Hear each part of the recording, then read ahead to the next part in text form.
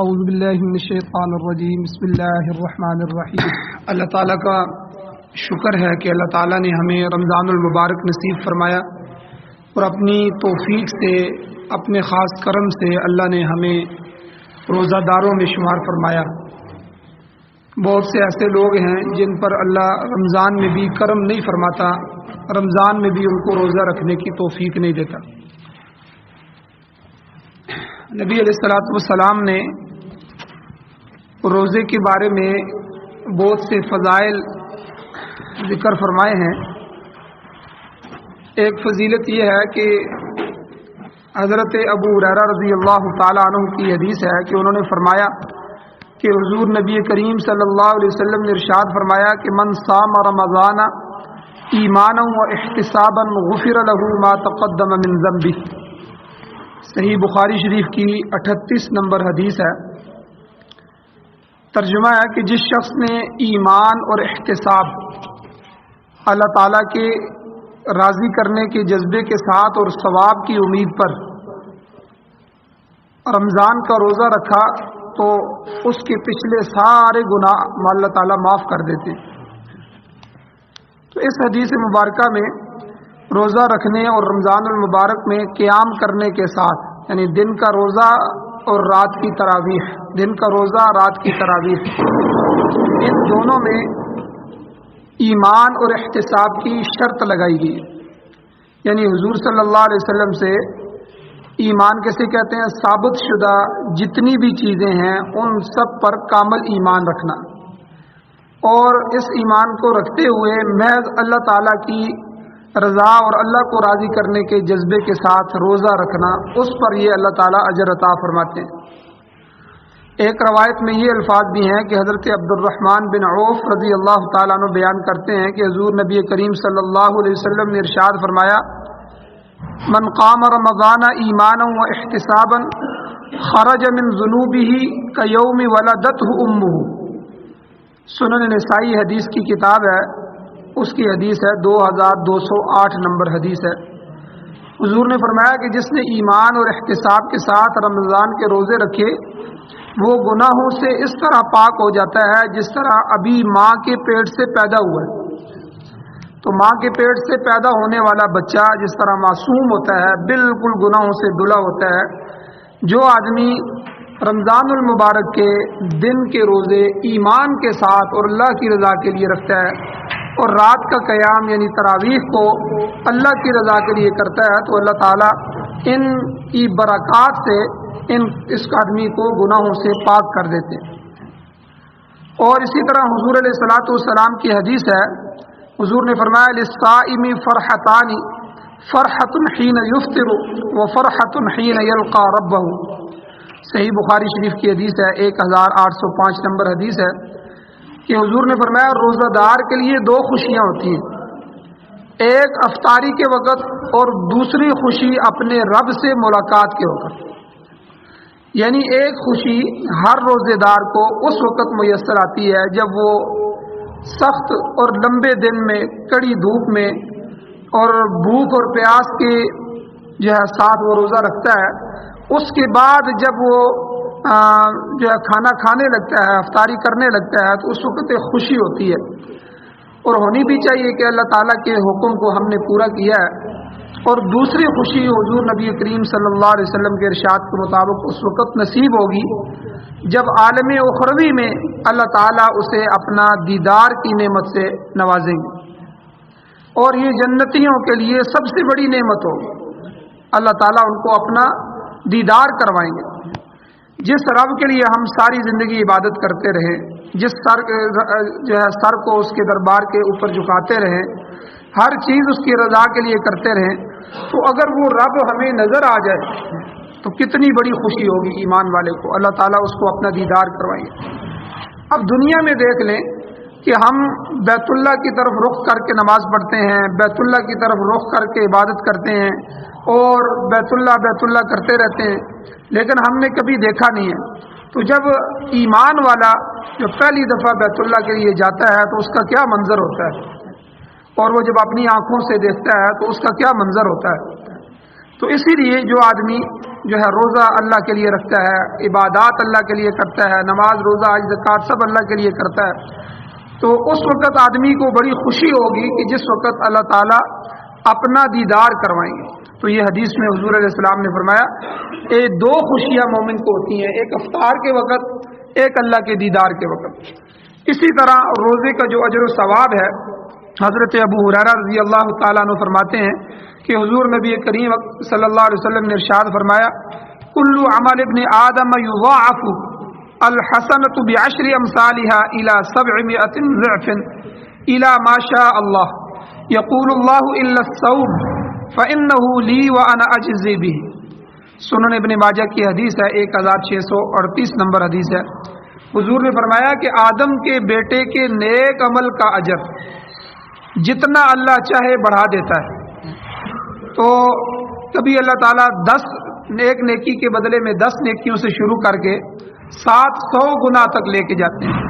اور جہاں تک اللہ چاہے لے کر جاتے ہیں، لیکن اللہ تعالیٰ نے فرمایا کہ روزہ اس سے مستثنا ہے، روزہ ان عبادتوں میں نہیں ہے، کیونکہ وہ روزہ میرے لیے ہے اور میں ہی اس کی جزا دوں۔ تو روزے کے اتنے زیادہ ثواب کی وجوہات بھی علماء نے ذکر کی ہیں،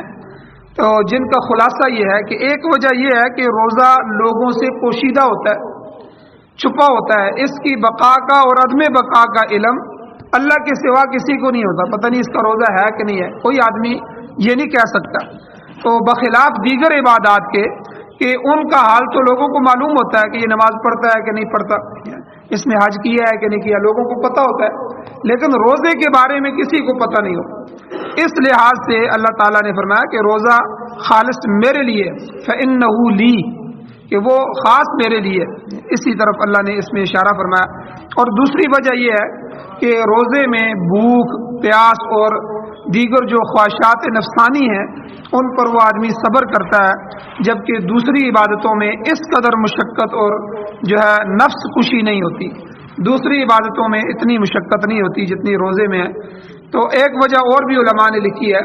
کہ روزے میں ریاکاری کا عمل دخل نہیں ہوتا، دوسری عبادات ہوتی ہیں، مثلا نماز ہے، زکوٰۃ ہے، قربانی ہے، حج ہے، صدقہ ہے، تو ان میں ریاکاری کا دخل ہو سکتا ہے، یہ بندہ ریاکار ہو، جی کوئی دیکھنے والا بھی کہ شاید کسی کو دکھلانے کے لیے کر رہا ہو، لیکن روزہ جو ہے وہ پتہ ہی نہیں چلتا، جب پتہ نہیں چلتا تو اس کے دکھلاوا کیا ہوگا، اس لیے ریاکاری کا عمل جو ہے وہ روزے میں شامل نہیں ہوتا۔ اور ایک وجہ یہ ہے کہ کھانے پینے سے استغنا کرنا، کھانا پینے سے رکنا، یہ اللہ تعالیٰ کی اور فرشتوں کی صفت ہے۔ اللہ بھی کھانے سے بے نیاز ہے، اللہ تعالیٰ کھاتے پیتے نہیں ہیں، نہ اللہ کو کھانے کی ضرورت ہے۔ اسی طرح فرشتوں کی، اللہ نے فرشتوں کی جو مخلوق بنائی ہے ان کو بھی کھانے پینے کی کوئی حاجت نہیں۔ تو جب روزے دار روزہ رکھتا ہے اور کھانے پینے سے رک جاتا ہے تو اللہ تعالیٰ کی اس صفت کو اپنے اندر پیدا کر رہا ہوتا ہے، اور اللہ کی کوئی صفت بھی اپنائی جائے تو اللہ تعالیٰ اس بندے کو اپنا مقرب بنا دیتے ہیں۔ تو اس لیے یہ 4 وجوہات روزے کے اتنے بڑے ثواب کی علماء نے لکھی ہیں۔ ایک حدیث میں آتا ہے، حضرت عثمان ابن ابی العاص رضی اللہ تعالیٰ عنہ سے روایت ہے، انہوں نے فرمایا کہ میں نے حضور نبی کریم صلی اللہ علیہ وسلم سے سنا، آپ صلی اللہ علیہ وسلم نے فرمایا الصوم جنۃ من النار کجنۃ احدکم من القتال، روزہ جہنم کی آگ سے ڈھال ہے جیسے تم سے کسی شخص کے پاس لڑائی کی ڈھال ہو۔ تو اس میں علماء نے یہ لکھا ہے کہ روزے کے ڈھال ہونے کا مطلب یہ ہے